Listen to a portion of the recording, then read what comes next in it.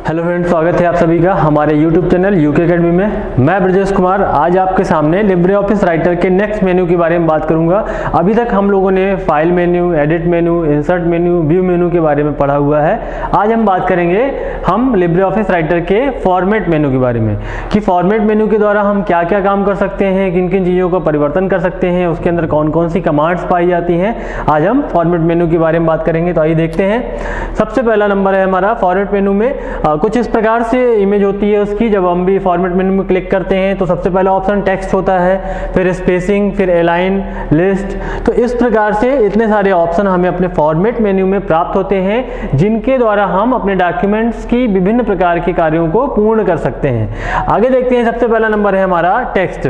तो text option का जो है तो उसके अंतर्गत हम क्या बोलते हैं कि डॉक्यूमेंट में हमने जितना भी टेक्स्ट यूज किया है, जो भी हमने लिखा हुआ है, जो भी हम कुछ लिखते हैं उसको सबको टेक्स्ट कहते हैं। तो जो भी टेक्स्ट यूज किया है उसको फॉर्मेट करने के लिए हम टेक्स्ट ऑप्शन का यूज करते हैं। सबसे पहले समझ लेते हैं फॉर्मेट का अर्थ होता है सजावट करना, यानी कि हम किसी टेक्स्ट को किस प्रकार से दर्शाएं कि वो बहुत अधिक खूबसूरत या आकर्षक लगने लगे, तब हम उसकी फॉर्मेटिंग का काम करते हैं। ठीक है, तो फॉर्मेट में सबसे पहला ऑप्शन हमको मिलेगा टेक्स्ट। तो टेक्स्ट ऑप्शन के द्वारा हम डॉक्यूमेंट में यूज किए गए टेक्स्ट की फॉर्मेटिंग का कार्य करते हैं। तो कौन कौन से ऑप्शन होते हैं जिनके द्वारा हम काम करते हैं, यहां पर देख लेते हैं एक बार।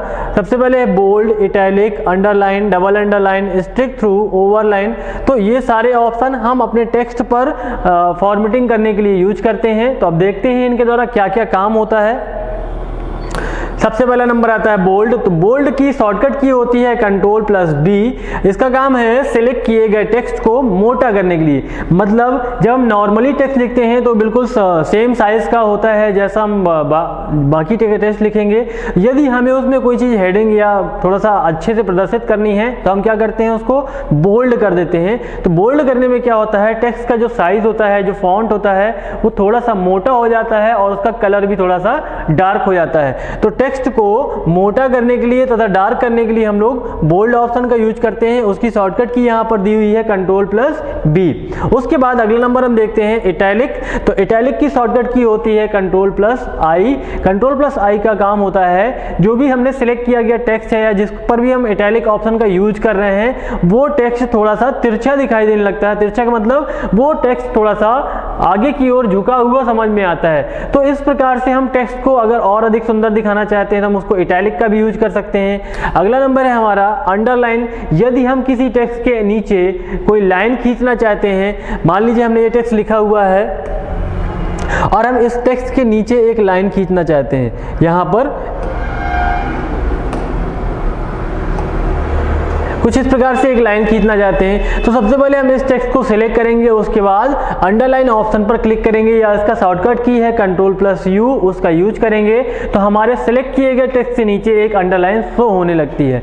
अगला ऑप्शन है हमारे पास डबल अंडरलाइन। तो जैसे अभी हमने एक सिंगल अंडरलाइन लगानी थी तो Ctrl+U का यूज किया था। अगर हमें अपने टेक्स्ट के नीचे डबल अंडरलाइन लगानी है तो Ctrl+D का यूज करेंगे। Ctrl+D शॉर्टकट की होती है डबल अंडरलाइन लगाने के लिए।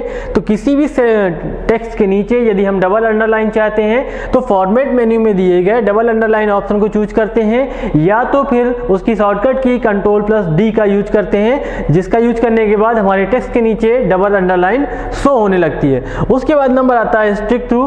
तो स्ट्रिक थ्रू का यूज होता है जैसे बाई चांस हमसे कभी कोई न्यूज वगैरह में होता है कि वहां पर कोई न्यूज गलत हो जाती है तो उस गलती को दिखाने के लिए हम लोग स्ट्रिक थ्रू का यूज करते हैं। स्ट्रिक थ्रू क्या करता है, जो भी टेक्स्ट लिखा हुआ है उस टेक्स्ट के ऊपर मतलब बीच में जैसे मान लीजिए एक अंडरलाइन शो करा देगा।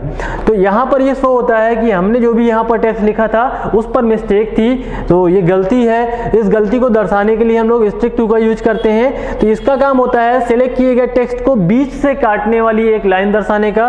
तो मान लीजिए हमने इस पर स्ट्रिक थ्रू लगाया तो क्या होगा, एक लाइन सिलेक्ट किए गए टेक्स्ट के बीच से जाती हुई दिखाई देगी आपको। तो इससे हम जो भी गलतियां होती हैं उन गलतियों को अगर दर्शाना चाहते हैं तो स्ट्रिक थ्रू ऑप्शन का यूज करते हैं। ठीक है, आगे बात करते हैं। स्ट्रिक थ्रू के बाद अगला नंबर है हमारे पास ओवरलाइन। ये हमारा MS ऑफिस में ये ऑप्शन नहीं था, लिब्रे ऑफिस में ये ऑप्शन दिया गया है। यदि हम किसी टेक्स्ट के ऊपर एक लाइन चाहते हैं तो हम ओवरलाइन ऑप्शन का यूज करते हैं। और सबसे इंपॉर्टेंट बात है दोस्तों कि इस ओवरलाइन ऑप्शन के लिए आपके CCC में बहुत सारे क्वेश्चन आते हैं कि किस ऑप्शन के द्वारा हम टेक्स्ट के ऊपर एक लाइन प्रदर्शित कर सकते हैं। तो टेक्स्ट के ऊपर अगर लाइन आपको प्रदर्शित करनी है तो ओवरलाइन का यूज करते हैं, और यदि हम टेक्स्ट के बीच में एक लाइन लगाना चाहते हैं तो स्ट्रिक थ्रू का यूज करते हैं। यदि हम टेक्स्ट के नीचे लाइन लगाना चाहते हैं तो अंडरलाइन ऑप्शन का यूज करते हैं। तो इसको अच्छे से याद रखिएगा कि यदि हम सिलेक्ट किए गए टेक्स्ट के ऊपर एक लाइन दिखाना चाहते हैं तो हम लोग ओवरलाइन ऑप्शन का यूज करेंगे। इसके बाद अगला नंबर है हमारे पास, टेक्स्ट में हमने यहां तक पढ़ा ओवरलाइन तक। ओवरलाइन के बाद हमारा नंबर आता है सुपरस्क्रिप्ट, सबस्क्रिप्ट। तो अब इनके बारे में जानेंगे कि ये क्या होते हैं और कैसे काम करते हैं। ठीक है, तो आगे देखते हैं। सबसे पहला है सुपरस्क्रिप्ट। सुपरस्क्रिप्ट की शॉर्टकट की है Ctrl+Shift+P। शॉर्टकट की हमेशा याद रखिएगा, इंपॉर्टेंट होती है आपके एग्जाम के लिए। तो सुपरस्क्रिप्ट की शॉर्टकट की है Ctrl+Shift+P।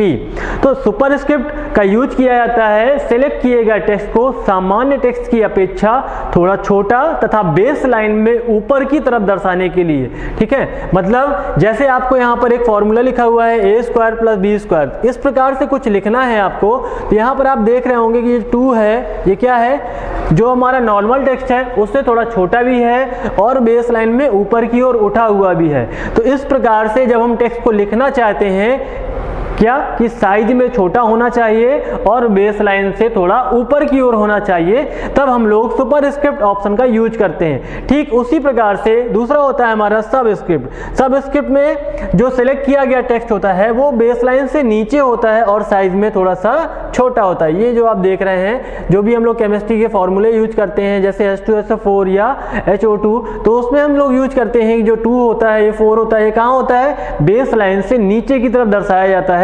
तो इस प्रकार से यदि हम टेक्स्ट को दर्शाना चाहते हैं तो सबस्क्रिप्ट का यूज करेंगे, यदि हम बेस लाइन से ऊपर दर्शाना चाहते हैं तो सुपरस्क्रिप्ट का यूज करेंगे। इन दोनों की शॉर्टकट की है, सुपरस्क्रिप्ट की है हमारी Ctrl+Shift+P और जो सबस्क्रिप्ट है उसकी शॉर्टकट की है Ctrl+Shift+B। इसके बाद हम आगे देखते हैं। आगे हम बात करते हैं शैडो। शैडो का मतलब होता है परछाई। तो यदि हम अपने टेक्स्ट पर कोई परछाई डालना चाहते हैं, मतलब जैसे हमारा कोई टेक्स्ट लिखा हुआ है उसके नीचे यहाँ पर थोड़ी थोड़ी सी परछाई शो होनी चाहिए, तो उस प्रकार जब हम शैडो को शो कराना चाहते हैं तो फॉर्मेट मेन्यू के टेक्स्ट ऑप्शन में दिए गए शैडो ऑप्शन का चयन करते हैं। तो क्या होता है कि हमारे टेक्स्ट के नीचे या दाईं तरफ या बाईं तरफ एक शैडो शो होने लगती है। उसके बाद अगला नंबर है हमारा आउटलाइन। यदि हम लिखे गए टेक्स्ट के चारों तरफ एक आउटलाइन चाहते हैं, चारों तरफ का मतलब क्या होता है, मान लीजिए हमने टेक्स्ट लिखा हुआ है और हम इसको एक बॉक्स में दिखाना चाहते हैं। बॉक्स मतलब इसके चारों ओर एक आउटलाइन शो कराना चाहते हैं, तो हम आउटलाइन ऑप्शन का यूज करते हैं। अगला ऑप्शन है हमारा इंक्रीज साइज। इंक्रीज साइज का मतलब होता है यदि हम सिलेक्ट किए गए टेक्स्ट के फॉन्ट साइज को बढ़ाना चाहते हैं तो इंक्रीज साइज का यूज किया जाता है। और इंक्रीज साइज क्या करता है कि एक पॉइंट हमारा जो फॉन्ट साइज होता है उसको बढ़ाने का काम करता है। तो यहां पर शॉर्टकट की है Ctrl+बिग ब्रैकेट। तो जो बिग ब्रैकेट होता है या इसको हम लोग स्क्वायर ब्रैकेट बोलते हैं, तो इसका जो हमारा क्लोज वाला ब्रैकेट है उसका यूज किया जाता है साइज को इंक्रीज करने के लिए, तथा जो हमारा ओपन ब्रैकेट होता है उसका यूज किया जाता है साइज को डिक्रीज करने के लिए। डिक्रीज का मतलब होता है फॉन्ट साइज को घटाना और इंक्रीज का मतलब होता है फॉन्ट साइज को बढ़ाना। ये हमेशा याद रखिएगा कि जब भी हम फॉन्ट साइज को यहाँ से कम या ज्यादा करते हैं तो एक पॉइंट ही आगे या पीछे की ओर जाता है फॉन्ट साइज। तो हम इंक्रीज साइज और डिक्रीज साइज के द्वारा अपने टेक्स्ट के फॉन्ट साइज को कम अथवा ज्यादा कर सकते हैं। उसके बाद अगला नंबर है हमारा अपर केस। तो ये हमारा ऑप्शन जो यूज किया जाता है ये हमारे टेक्स्ट के कैपिटल लेटर या स्मॉल लेटर या इस प्रकार से केस बदलने का यूज करता है। तो अपर केस में जब भी हम सिलेक्ट कर लेते हैं तो जो भी टेक्स्ट हमारा सिलेक्ट किया गया होता है वो पूरा टेक्स्ट हमारा कैपिटल लेटर में शो होने लगता है। जैसे कि मैंने यहाँ नीचे दिखाया हुआ है, जैसे हमने यहाँ पर लिखा हुआ है यूके एकेडमी, तो ये किस प्रकार से शो हो रहा है, इसके सारे जो लेटर हैं वो सभी लेटर्स कैपिटल लेटर्स में शो हो रहे हैं। तो यानी कि इसमें हमने अपर केस का यूज किया हुआ है। और अगर हम अपर केस का यूज करते हैं तो क्या होता है, सिलेक्ट किए गए सभी टेक्स्ट में जो कैरेक्टर्स होते हैं वो सारे कैपिटल लेटर्स में शो होने लगते हैं। अगला है हमारा लोअर केस। तो जैसे ही हम सिलेक्ट किए गए टेक्स्ट पर लोअर केस ऑप्शन का यूज करते हैं तो क्या होता है, सभी कैरेक्टर्स स्मॉल लेटर्स में शो होने लगते हैं। कुछ और ऑप्शन है हमारे पास यहाँ केस को लेकर के।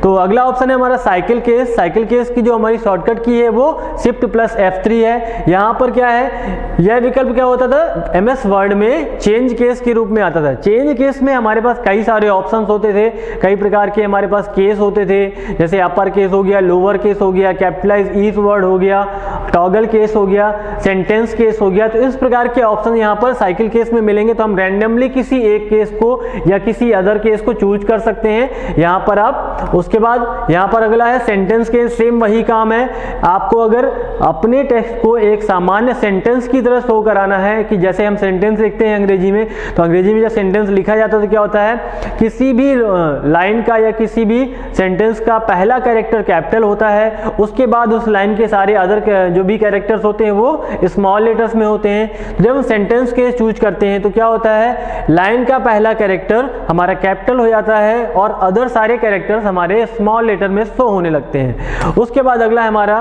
Capitalise each word. तो जब भी हम कैपिटलाइज ईच वर्ड का यूज करते हैं तो उस लाइन में या उस सेंटेंस में जो भी हमने सेलेक्ट की हुई है उसमें प्रत्येक वर्ड का पहला कैरेक्टर कैपिटल लेटर में शो होने लगता है। जैसे यहाँ पर हमने लिखा हुआ है वेलकम फॉर सक्सेस। तो वेलकम फॉर सक्सेस में हमारा जो W है वो कैपिटल में है, फॉर का F कैपिटल में है और सक्सेस का S कैपिटल में है। तो इस प्रकार से जब भी हम सेलेक्ट किए गए टेक्स्ट को कैपिटलाइज ईच वर्ड ऑप्शन का यूज करते हैं तो उसमें उस टेक्स्ट के प्रत्येक वर्ड का पहला कैरेक्टर कैपिटल लेटर में शो होने लगता है। उसके बाद हमारा अगला ऑप्शन है टॉगल केस। टॉगल केस का यूज किया जाता है कि जो भी हमने कैपिटल में लिखा है वो स्मॉल में कर देगा और जो स्मॉल में लिखा हुआ है उसे कैपिटल में कर देता है। मतलब हमारे सिलेक्टेड टेक्स्ट में जो भी कैरेक्टर स्मॉल लेटर में है उसे कैपिटल में बदल देता है और जो कैपिटल लेटर में है उसे स्मॉल लेटर में बदल देता है। जैसे हमने ऊपर ये वाला वर्ड सेलेक्ट किया हुआ था वेलकम फॉर सक्सेस, अगर हम इसको सेलेक्ट करके टॉगल केस ऑप्शन का यूज करते हैं तो कुछ इस प्रकार से दिखाई देगा। यहाँ पर वेलकम फॉर सक्सेस में जो हमारा कैपिटल लेटर था वो स्मॉल में बदल गया है और जो स्मॉल लेटर थे वो सब कैपिटल में बदल गए हैं। तो टॉगल केस का यूज किया जाता है कैपिटल को स्मॉल में तथा स्मॉल को कैपिटल में एक साथ परिवर्तित करने के लिए। यहाँ आप देख रहे होंगे वेलकम का W हमारा स्मॉल हो गया है और बाकी अदर कैरेक्टर हैं वो सारे किस में हो गए हैं, कैपिटल में हो गए हैं। उसके बाद फॉर का F स्मॉल हो गया है और अदर कैरेक्टर्स हमारे कैपिटल लेटर में हो गए हैं। तो इस प्रकार से टॉगल केस का यूज कैपिटल लेटर्स को स्मॉल लेटर में तथा स्मॉल लेटर को कैपिटल लेटर में परिवर्तित करने के लिए किया जाता है। उसके बाद अगला ऑप्शन है हमारे पास स्मॉल कैपिटल्स। तो स्मॉल कैपिटल्स ऑप्शन का यूज किया जाता है जो भी हमारे पास सिलेक्टेड टेक्स्ट है उसमें जितने भी लेटर्स हमारे स्मॉल में लिखे हैं उन सभी को अपने आप कैपिटल लेटर में कर देता है। तो जैसे मैंने यहाँ पर आपको एग्जांपल दिखाया था कि ये हमने लिखा है वेलकम फॉर सक्सेस, तो इसमें W स्मॉल था, F स्मॉल था और S स्मॉल था। तो जैसे ही हमने इस टेक्स्ट को सिलेक्ट किया और स्मॉल कैपिटल्स ऑप्शन का यूज किया तो जितने भी उसके स्मॉल लेटर थे वो सभी के सभी कैपिटल लेटर में शो होने लगते हैं। तो अगर हम किसी खास वर्ड में या किसी खास सेंटेंस में जो भी स्मॉल लेटर्स में लिखे गए कैरेक्टर्स हैं उन सभी को एक बार में कैपिटल लेटर में बदलना चाहते हैं तो हम लोग स्मॉल कैपिटल्स का यूज करते हैं। उसके बाद अगला ऑप्शन हमारा जो था वो टेक्स्ट के बाद हमारा अगला ऑप्शन स्पेसिंग का होता है। स्पेसिंग का मतलब होता है जो भी हमने लाइनों के बीच में जगह है, जो कैरेक्टर्स के बीच में जगह है या पैराग्राफ्स के बीच में जो स्पेस पाया जाता है उसको कैसे सेट करते हैं तो उसके बारे में हम जानेंगे फॉर्मेट ऑप्शन के स्पेसिंग ऑप्शन के अंतर्गत। यहाँ पर आप देख रहे होंगे लाइन स्पेसिंग है, लाइन स्पेसिंग 1.5 है, लाइन स्पेसिंग 2 है। तो इस प्रकार से हम लाइनों के बीच के स्पेस को बदल सकते हैं। फिर उसके बाद इंक्रीज पैराग्राफ स्पेसिंग है, यानी कि पैराग्राफ के जो बीच में स्पेस पाया जाता है उन दोनों को बदल सकते हैं, कम या ज्यादा कर सकते हैं। तो आइए देखते हैं इसके अंदर कौन कौन से ऑप्शन पाए जाते हैं। सबसे पहला है हमारे पास लाइन स्पेसिंग। तो लाइन स्पेसिंग जो भी हमारा टेक्स्ट है उस टेक्स्ट में दो लाइनों के बीच में जो स्पेस पाया जाता है उसको सेट करने के लिए प्रयोग किया जाता है। और लिब्रे ऑफिस में जो लिब्रे ऑफिस राइटर है उसमें डिफॉल्ट लाइन स्पेसिंग 1 होती है। ये ऑप्शन आपको हमेशा याद रखना है कि लिब्रे ऑफिस में बाय डिफॉल्ट लाइन स्पेसिंग 1 होती है। इससे क्या होता है कि इन दो लाइनों के बीच में एक पॉइंट की जगह छूटी रहती है। उसके बाद अगला नंबर है हमारे पास इंक्रीज पैराग्राफ स्पेसिंग। तो पैराग्राफ क्या होता है कि जब भी हम कोई बड़ा पैराग्राफ लिखते हैं, यानी कि एक पैराग्राफ में कई सारी लाइंस यूज की जाती हैं और जैसे ही हम एंटर की दबाते हैं तो हमारा वो पैराग्राफ वहां से समाप्त मान लिया जाता है और नेक्स्ट पैराग्राफ स्टार्ट हो जाता है। तो जब दो पैराग्राफ्स के बीच के स्पेस को अगर हमें बढ़ाना होता है तो इंक्रीज पैराग्राफ स्पेसिंग का यूज करते हैं और जब घटाना होता है तो डिक्रीज पैराग्राफ स्पेस का यूज करते हैं। तो जब दो पैराग्राफ्स की बात करते हैं तो इंक्रीज और डिक्रीज पैराग्राफ, और जब हम लाइन के स्पेस की बात करते हैं यानी कि कई लाइनों के बीच के स्पेस की बात करते हैं तो लाइन स्पेसिंग का यूज करते हैं।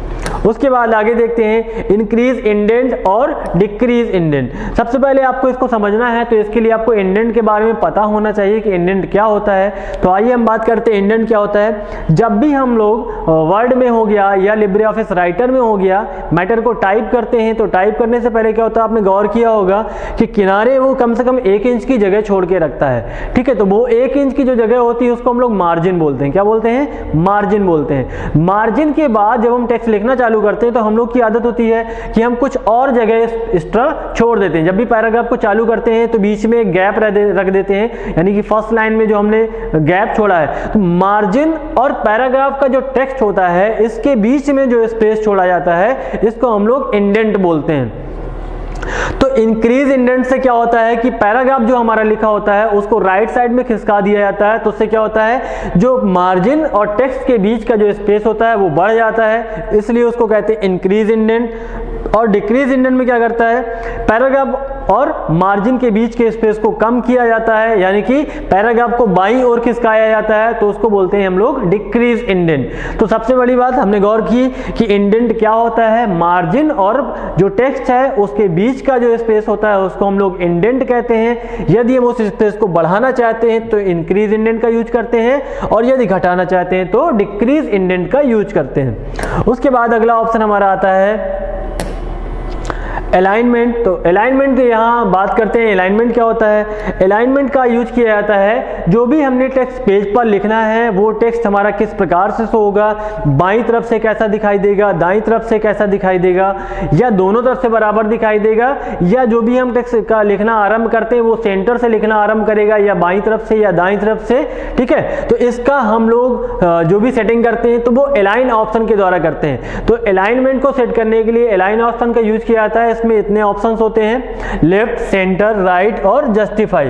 तो आप यहां पर देख रहे होंगे यहाँ छोटी छोटी लाइनें बनी हुई हैं। अगर लेफ्ट अलाइनमेंट यूज करते हैं तो हमारे बाईं तरफ एक सीधी रेखा के रूप में दिखाई देता है। अगर हम राइट यूज करते हैं तो जो भी टेक्स्ट है वो दाईं तरफ सीधी रेखा में दिखाई देता है। अगर सेंटर यूज करते हैं तो जो टेक्स्ट है हमारा वो बीच में दिखाई देगा लाइन के, और उसके दोनों तरफ बराबर का स्पेस छूटा होगा। अगर दाईं तरफ देखेंगे तो उतना ही स्पेस होगा, अगर बाईं तरफ देखेंगे तो भी उतना ही स्पेस होगा। तो आइए बात करते हैं इसके बारे में डिटेल में कि कितने प्रकार के अलाइनमेंट होते हैं अपने पास। सबसे पहले होता है लेफ्ट अलाइनमेंट। अब इसकी शॉर्टकट की आपको याद रखनी है, क्यों? क्योंकि ये बहुत इंपॉर्टेंट शॉर्टकट की है, आपके एग्जाम के लिए बहुत पूछी जाती है।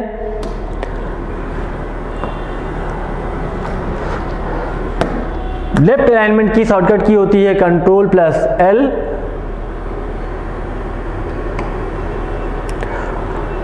इसका यूज किया जाता है सेलेक्ट किए गए टेक्स्ट को लेफ्ट साइड में अलाइन करने के लिए। मतलब जब भी हम अगर लेफ्ट अलाइनमेंट यूज करते हैं तो टेक्स्ट हमारा बाईं तरफ से आरंभ होना चालू होता है। आप जब लेफ्ट अलाइनमेंट करेंगे तो आप ध्यान देंगे कि जो दाईं तरफ की लाइनें हैं ये क्रम से नहीं होंगी, मतलब इनका जो गैप होगा ये ऊपर नीचे होगा। कोई लाइन दाईं तरफ के किनारे से ज्यादा दूर होगी, कोई लाइन दाईं तरफ के किनारे से कम दूर पर होगी।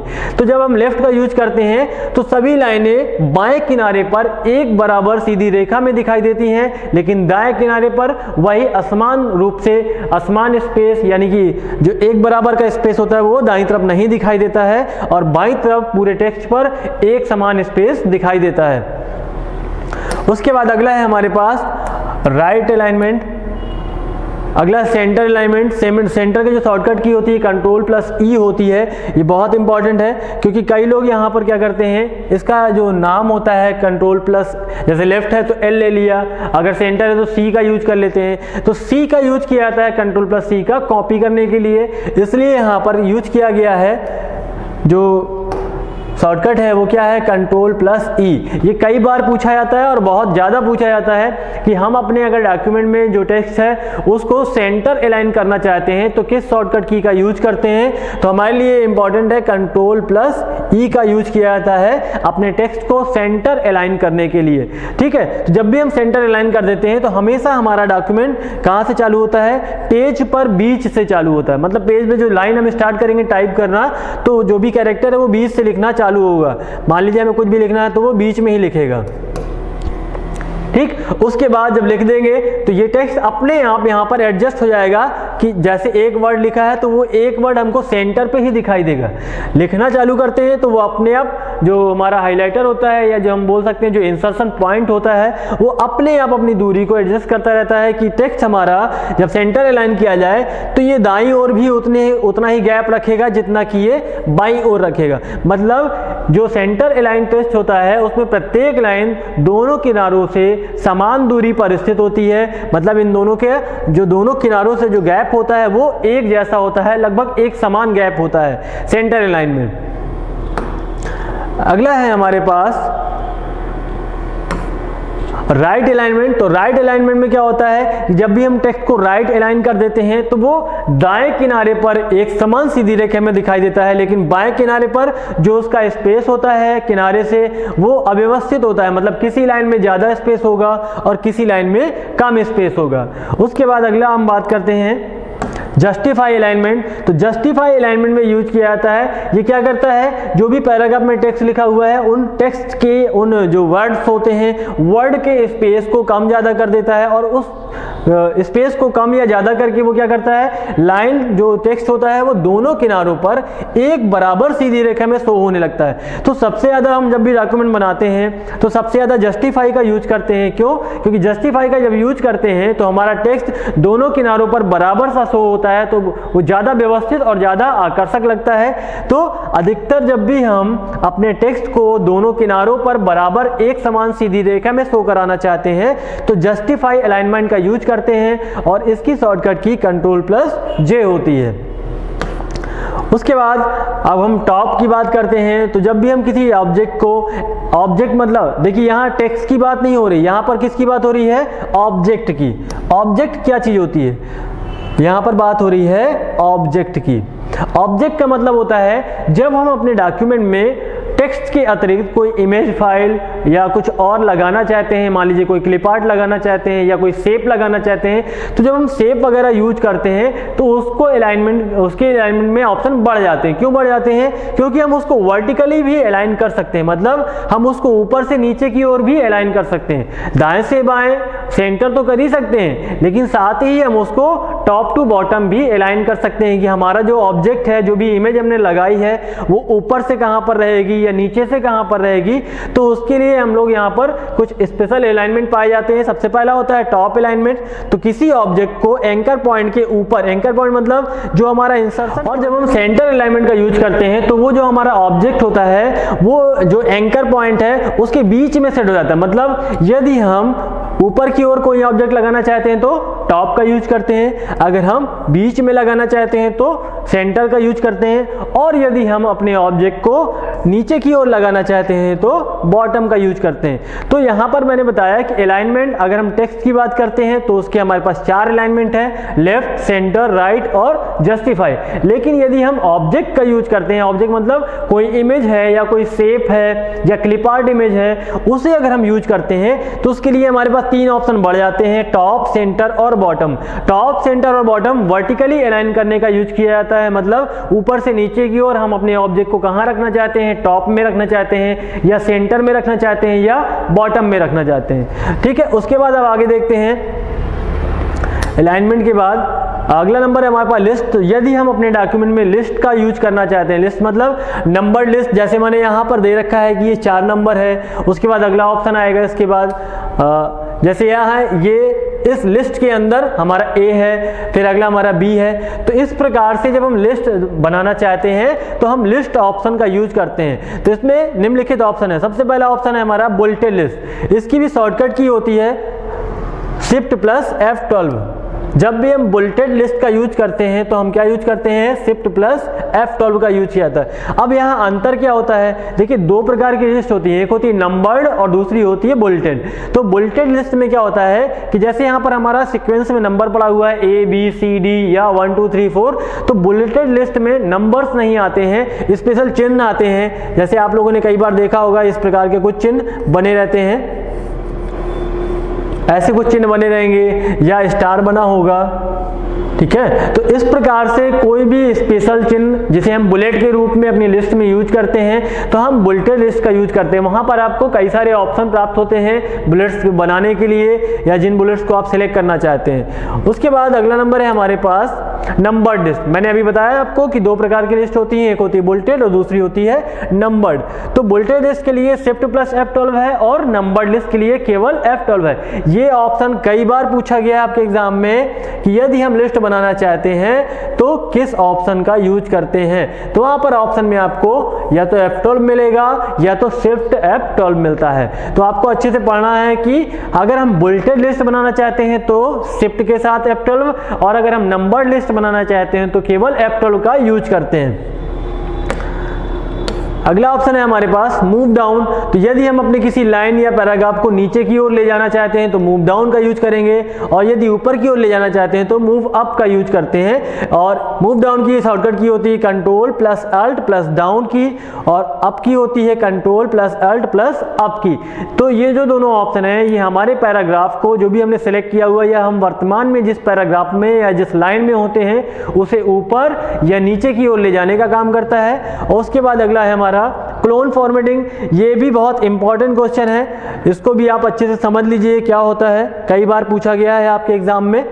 तो किसी भी टेक्स्ट की फॉर्मेटिंग, फॉर्मेटिंग का मतलब मैंने अभी आपको बताया स्टार्टिंग में, फॉर्मेटिंग क्या होती है, टेक्स्ट को सुंदर और आकर्षक बनाने के लिए हम जिन जिन चीजों का प्रयोग करते हैं वो क्या कहलाती है, टेक्स्ट की फॉर्मेटिंग कहलाती है। जैसे मान लीजिए मैंने किसी टेक्स्ट का साइज बड़ा कर दिया, किसी का कलर चेंज कर दिया, या किसी का फॉन्ट टाइप चेंज कर दिया है, या उस पर मैंने हाईलाइटर लगा रखा है, या उसको मैंने बोल्ड कर रखा है या इटैलिक कर रखा है। तो इस प्रकार जितनी भी फॉर्मेटिंग हम किसी एक टेक्स्ट पर करते हैं, यदि हम उसी फॉर्मेटिंग को, उन सभी फॉर्मेटिंग को एक साथ किसी दूसरे टेक्स्ट पर अप्लाई करना चाहते हैं तो हम क्या करते हैं, क्लोन फॉर्मेटिंग ऑप्शन का यूज करते हैं। क्लोन फॉर्मेटिंग ऑप्शन सिलेक्ट किए गए टेक्स्ट की फॉर्मेटिंग को कॉपी कर सकता है और उसे किसी दूसरे टेक्स्ट पर अप्लाई करने की सुविधा प्रदान करता है। तो यहां पर वही चीज है, जैसे हमारा MS वर्ड में फॉर्मेट पेंटर यूज किया जाता था, वैसे ही यहां पर लिब्रे ऑफिस राइटर में क्लोन फॉर्मेटिंग का यूज किया जाता है। तो क्लोन फॉर्मेटिंग किसी टेक्स्ट की फॉर्मेटिंग को कॉपी करके किसी दूसरे टेक्स्ट पर अप्लाई करने के लिए प्रयोग किया जाता है। अगला है हमारे पास क्लियर डायरेक्ट फॉर्मेटिंग। ये भी बहुत इंपॉर्टेंट है, कई बार क्वेश्चन पूछा गया है कि जब भी हम अपने टेक्स्ट की फॉर्मेटिंग को, सारी फॉर्मेटिंग को एक साथ हटा देना चाहते हैं तो हम किस शॉर्टकट की का यूज करते हैं। तो यहां पर क्लियर डायरेक्ट फॉर्मेटिंग का जो शॉर्टकट की है वो कंट्रोल प्लस M है। ये बहुत इंपॉर्टेंट क्वेश्चन है, ये हमेशा पूछे जाने वाले क्वेश्चन रहते हैं, तो आप इनको बहुत अच्छे से ध्यान से याद करिएगा कि जब भी क्लियर फॉर्मेटिंग की बात करते हैं तो शॉर्टकट की क्या होती है, कंट्रोल प्लस M। तो जब हम कंट्रोल प्लस M का यूज करते हैं तो जो भी सिलेक्टेड टेक्स्ट होता है या सिलेक्टेड पैराग्राफ होता है उसकी सारी फॉर्मेटिंग अपने आप नष्ट हो जाती है, अपने आप समाप्त हो जाती है, और वो बाय डिफॉल्ट सेटिंग्स के साथ प्रदर्शित होने लगता है। बाय डिफॉल्ट का मतलब जब भी हम लिब्रे ऑफिस को ओपन करते हैं तो ओपन करते समय जो भी फॉन्ट का साइज होगा, जो भी फॉन्ट का कलर होगा, वो उसी डिफॉल्ट स्थिति में वापस पहुंच जाता है। मतलब हमारे द्वारा उसकी फॉर्मेटिंग में जो भी बदलाव किए गए हैं वो सारे बदलाव उसके ऊपर से हट चुके होते हैं और वो डिफॉल्ट सेटिंग के साथ प्रदर्शित होने लगता है।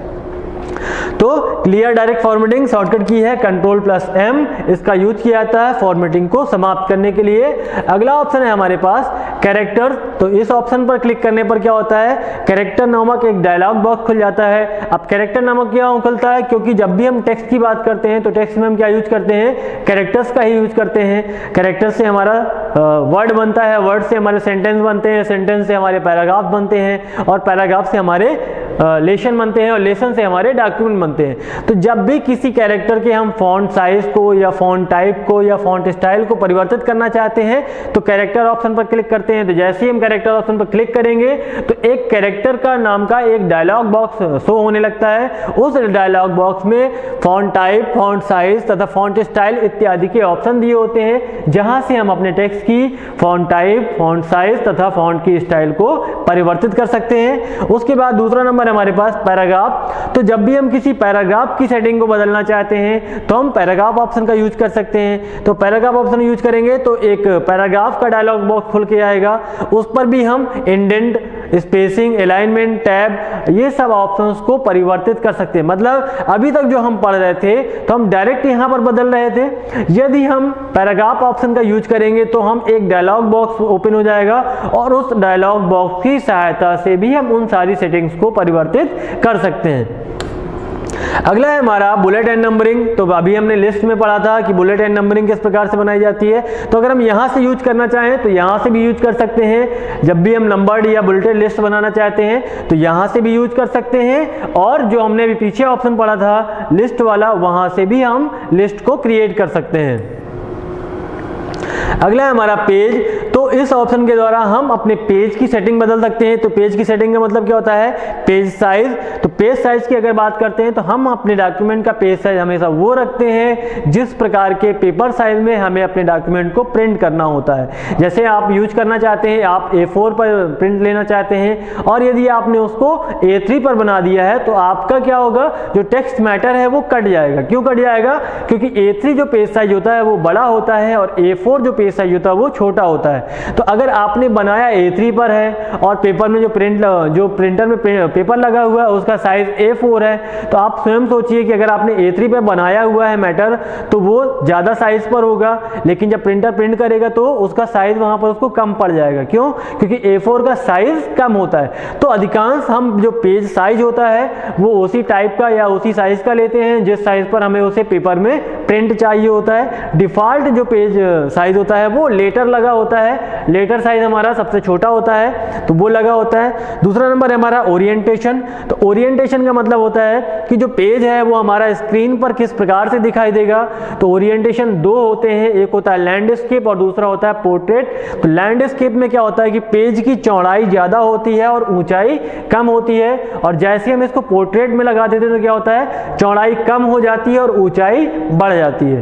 तो यदि हम उसको वर्टिकली देखना चाहते हैं पेज को तो पोर्ट्रेट का यूज करते हैं, मतलब उसकी ऊंचाई ज्यादा देखना चाहते हैं तो पोर्ट्रेट का यूज करेंगे, और यदि हम उसको चौड़ाई में ज्यादा चाहते हैं तो लैंडस्केप का यूज करते हैं। तो इस प्रकार से जो भी पेज की सेटिंग्स हैं कि पेज में पेज का साइज सेट करना है, ओरिएंटेशन सेट करना है, हेडर एंड फुटर लगाना है, तो इस प्रकार की सेटिंग्स को यदि आप बदलाव करना चाहते हैं तो पेज ऑप्शन के द्वारा हम उस पर बदलाव कर सकते हैं।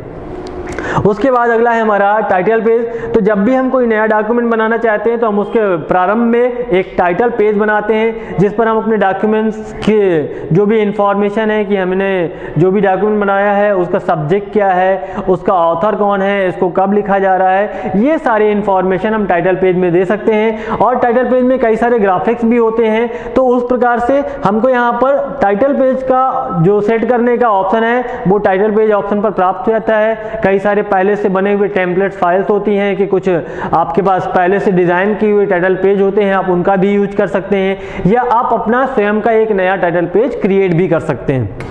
इसके बाद अगला ऑप्शन है हमारा कमेंट। तो जब भी हम कमेंट यूज करते हैं तो किसी सिलेक्टेड टेक्स्ट पर कोई टिप्पणी देनी होती है तो कमेंट ऑप्शन का यूज करते हैं। इंसर्ट मेनू में मैंने आपको पढ़ाया था कि किसी सिलेक्टेड टेक्स्ट पर हम कोई कमेंट देना चाहते हैं तो कमेंट ऑप्शन का यूज करेंगे। तो उस कमेंट ऑप्शन में तो हम इंसर्ट करते थे, लेकिन यहां पर जो कमेंट ऑप्शन दिया गया है तो कमेंट पे जो भी टेक्स्ट लिखा गया है या कमेंट का जो दिखाने का तरीका है उसकी फॉर्मेटिंग को हम यहां से चेंज कर सकते हैं कि कमेंट हमारा किस प्रकार से शो होगा, कमेंट में जो टेक्स्ट लिखे हुए हैं वो किस प्रकार से दिखाई देंगे। उसके बाद अगला ऑप्शन है हमारा कॉलम।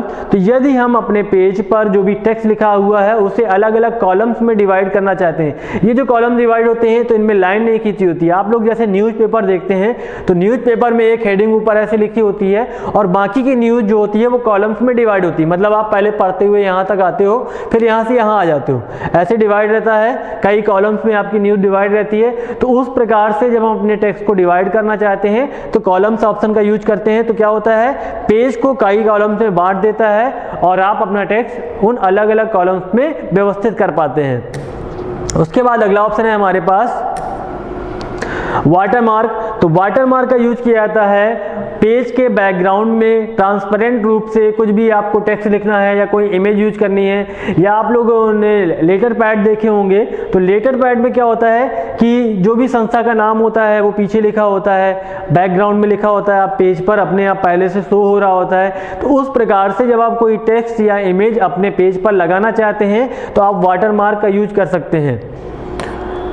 इसके बाद अगला ऑप्शन है हमारे पास सेक्शंस। तो जब पेज को हम कई सेक्शंस में डिवाइड करना चाहते हैं तो सेक्शन ऑप्शन का यूज करते हैं। इमेज, यदि हमने अपने पेज पर कोई इमेज लगा रखी है तो उसकी सेटिंग अगर हम करना चाहते हैं, मतलब उसको क्रॉप करना चाहते हैं, उसको कंप्रेस करना चाहते हैं, या उसके साइज को बदलना चाहते हैं, या उसके जो फ्रेम को बदलना चाहते हैं। फ्रेम का मतलब क्या होता है, जैसे कोई इमेज लगाई है तो वो अगर आप चाहते हैं तो वो आयताकार फ्रेम में भी दिखाई दे सकती है, अगर आप चाहते हैं तो वो गोल फ्रेम में भी दिखाई सकती है। तो आप इस प्रकार से इमेज की फ्रेम्स को या इमेज की फॉर्मेटिंग को परिवर्तित कर सकते हैं। किस ऑप्शन के द्वारा? इमेज ऑप्शन के द्वारा। उसके बाद अगला नंबर है हमारा, यहाँ पर ऑप्शन आपका दिख रहा होगा, आगे है हमारा टेक्स्ट बॉक्स एंड शेप्स। तो जब भी हम कोई शेप, मैंने इंसर्ट मेनू में बताया था कि हम कोई एक्स्ट्रा टेक्स्ट देना चाहते हैं तो टेक्स्ट बॉक्स का यूज कर सकते हैं या तो शेप का यूज कर सकते हैं। तो इनकी फॉर्मेटिंग, जो भी हम शेप यूज कर रहे हैं, जो भी हम टेक्स्ट बॉक्स यूज कर रहे हैं, उनकी फॉर्मेटिंग का ऑप्शन फॉर्मेट मेन्यू के text box and shape option में पाया जाता है। कुछ इस प्रकार से होता है कि उसकी पोजीशन कहाँ रहेगी, उस पर जो लाइन है वो कहाँ रहेगी, एरिया का जो कलर है वो किस कलर से होगा, मतलब जो शेप है वो उस पर कौन सा कलर फिल होगा। जैसे मान लीजिए मैंने यहाँ पर स्क्रीन पर जो भी स्लाइड यूज की है उसका बैकग्राउंड मेरा ग्रीन कलर का है, तो ठीक आप उसी प्रकार से अपने शेप को, जो भी आपने इंसर्ट किया है या जो भी टेक्स्ट बॉक्स इंसर्ट किया है, उसको किसी एक कलर से फिल कर सकते हैं। उसके बाद अगला है नेम। तो यदि हम किसी ऑब्जेक्ट का, जैसे मान लीजिए मैंने कोई इमेज लगाई हुई है तो उस पर हम कोई नाम देना चाहते हैं तो नेम ऑप्शन का यूज करेंगे। हम लोग इसको एमएस वर्ड में कैप्शन बोलते थे। कैप्शन क्या करता था कि इमेज के नीचे, जैसे आप कभी बुक्स देखते हैं तो बुक्स में इमेज हमेशा बनी होगी और इमेज के नीचे उसका नाम दिया होता है, तो उस प्रकार से यदि हम किसी ऑब्जेक्ट को नाम देना चाहते हैं तो नेम ऑप्शन का यूज करेंगे। अगला है डिस्क्रिप्शन। यदि हम उस इमेज के बारे में या उस ऑब्जेक्ट के बारे में कुछ बताना चाहते हैं तो डिस्क्रिप्शन का यूज करते हैं और डिस्क्रिप्शन में हम उस मैटर को लिख सकते हैं। एंकर, किसी भी ऑब्जेक्ट की स्थिति को सेट करने के लिए, तो एंकर क्या होता है, एंकर पॉइंट मैंने बताया था कि जहां पर भी हम लिखते हैं तो उसके ऊपर होगा कि नीचे होगा, तो एंकर की स्थिति को सेट करने के लिए हम लोग एंकर ऑप्शन यूज कर सकते हैं। तो यहाँ पर देखिए 2 पैराग्राफ या 2 पेज या 2 कैरेक्टर में यहाँ पर क्या बोल रहा है, यदि आप ऑब्जेक्ट को पेज के हिसाब से सेट करना चाहते हो कि ऊपर से नीचे हो, या पैराग्राफ के हिसाब से सेट करना चाहते हो कि पैराग्राफ में ऊपर हो या नीचे हो, या कैरेक्टर यानी कि जो भी हमने टेक्स्ट लिखा हुआ है उस पर हो, तो इस प्रकार से हम ऑब्जेक्ट की स्थिति को सेट करने के लिए एंकर ऑप्शन का यूज करते हैं। उसके बाद अगला है हमारे पास रैप। तो रैप का यूज किया जाता है कि जैसे भी मान लीजिए हमने किसी टेक्स्ट को लिखा है और वहां हम बीच में कोई इमेज चाहते हैं, मतलब कोई ऑब्जेक्ट है हम चाहते हैं, आपको यहाँ पर दिख रहा होगा ये ऊपर लाइन बनी है, ये नीचे लाइन बनी है, बीच में क्या है हमारा इमेज है या जो भी ऑब्जेक्ट है। तो अगर हम यहाँ पर क्या है, रैप ऑफ है, ऑफ होने पर क्या होगा कि ऊपर की लाइन ऊपर रहेगी और नीचे की लाइन नीचे रहेगी, बीच में इमेज होगी। यदि हम चाहते हैं कि जो भी टेक्स्ट है वो उसके आसपास से भी होता हुआ दिखाई दे, मतलब ये इमेज लगी है, टेक्स्ट यहाँ पर भी लिखा हो, टेक्स्ट यहाँ पर भी लिखा हो, यहाँ पर भी लिखा हो और इधर भी लिखा हो और इधर भी लिखा हो, तो इस प्रकार से जब हम सेट करना चाहते हैं तो रैप के बहुत सारे ऑप्शंस हैं जिनका यूज कर सकते हैं। जैसे यहाँ पर पेज रैप है या ऑप्टिमल है। ऑप्टिमल में क्या होगा, यहाँ पर स्पेस ज़्यादा रहेगा और ऑप्टिमल में स्पेस कम रहेगा, ज़्यादा सटा हुआ यहाँ से टेक्स्ट दिखाई देगा। ठीक, यदि हम लेफ्ट कर देते हैं तो क्या होता है, टेक्स्ट हमारा लेफ्ट में हो जाएगा और इमेज हमारी राइट पे हो जाएगी। राइट कर देंगे तो टेक्स्ट हमारा राइट पर हो जाएगा। एक ऑप्शन हमारा ये आता है रैप थ्रू। तो रैप थ्रू में क्या होगा कि जो हमारी इमेज है इसी के ऊपर से टेक्स्ट दिखाई देगा, मतलब जो टेक्स्ट लिखा होगा वो इसके ऊपर से लिखते हुए यहाँ पर आ जाएगा। और इमेज हमारी उसके पीछे शो होती रहेगी। तो रैप के द्वारा हम जो भी ऑब्जेक्ट यानी कि इमेज अपने डॉक्यूमेंट में इंसर्ट करते हैं तो वो और साथ में यूज किया गया जो टेक्स्ट है वो किस प्रकार से प्रदर्शित होगा, हम रैप के द्वारा उस ऑप्शन को सेट कर सकते हैं कि हमारा जो टेक्स्ट है वो उसके ऊपर आएगा या उसके अगल बगल शो होगा या ऊपर नीचे शो होगा। तो हम रैप के द्वारा उन ऑप्शंस को सेट कर सकते हैं। उसके बाद अगला नंबर है हमारे पास अरेंज। तो जब भी हम अपने डॉक्यूमेंट में एक या एक से अधिक ऑब्जेक्ट यूज करते हैं तो हमें उन्हें व्यवस्थित करना होता है, तो उसके लिए हम लोग अरेंज ऑप्शन का यूज करते हैं। अरेंज ऑप्शन में कई सारे ऑप्शन पाए जाते हैं। सबसे पहला होता है ब्रिंग टू फ्रंट, मतलब अगर दो ऑब्जेक्ट हमने यूज कर रखे हैं तो एक ऊपर होना चाहिए और एक पीछे होना चाहिए। तो जिसे हम ऊपर लाना चाहते हैं सबसे पहले उस ऑब्जेक्ट को सिलेक्ट कर लेंगे और ब्रिंग टू फ्रंट ऑप्शन पर क्लिक करेंगे। तो जैसे ही हम इस ऑप्शन पर क्लिक करते हैं तो वो जो ऑब्जेक्ट होता है हमारा ऊपर की ओर दिखाई देने लगता है और अदर ऑब्जेक्ट पीछे की ओर चले जाते हैं, मतलब उसके बैकग्राउंड में चले जाते हैं। और यदि हम उसी ऑब्जेक्ट को पीछे भेजना चाहते हैं तो सेंड टू बैक का यूज करते हैं। उसके बाद रोटेट और फ्लिप, तो जब भी हम किसी ऑब्जेक्ट की जो दिशा है वो बदलना चाहते हैं, मतलब कोई इमेज लगा रखी है, अगर हम इसको घुमाना चाहते हैं 360 डिग्री पर घुमाना चाहते हैं या 180 डिग्री पर घुमाना चाहते हैं या 90 डिग्री पर घुमाना चाहते हैं तो रोटेट और फ्लिप ऑप्शन का यूज किया जाता है। तो ये क्या करता है, किसी भी ऑब्जेक्ट को दिए गए एंगल पर, मतलब आप उस पर वहां डिग्री दे सकते हैं कि मुझको 30 डिग्री पर उसका एंगल करना है या 90 डिग्री पर करना है या 180 पर करना है या 270 पर करना है, तो आप रोटेट और फ्लिप ऑप्शन के द्वारा आप उसके एंगल को परिवर्तित कर सकते हैं। उसके बाद ग्रुप, तो जब हम एक या दो से अधिक ऑब्जेक्ट को एक साथ सिलेक्ट करना चाहते हैं तो हम ग्रुप ऑप्शन का यूज करते हैं। तो ये था हमारा फॉर्मेट मेनू। तो आज मेरे ख्याल से आप लोगों को अगर समझ में आया होगा, बड़ा ज़्यादा डिटेल में है ये फॉर्मेट मेनू, इसको आपको दोबारा देखना पड़ेगा तब आपको ज़्यादा क्लियरिटी से समझ में आएगा। इसलिए बहुत गौर से इसके शॉर्टकट्स को और इसके जो भी कमांड्स हैं उनके बारे में पढ़िएगा। बहुत इंपॉर्टेंट ऑप्शन है ये आपका, आपके एग्जाम के लिए बहुत इंपॉर्टेंट है। तो इस प्रकार से आज मैंने आपको फॉर्मेट मेनू के बारे में बताया है। आपके साथ नेक्स्ट वीडियो पर नेक्स्ट मेनू के साथ फिर से मिलता हूँ। धन्यवाद।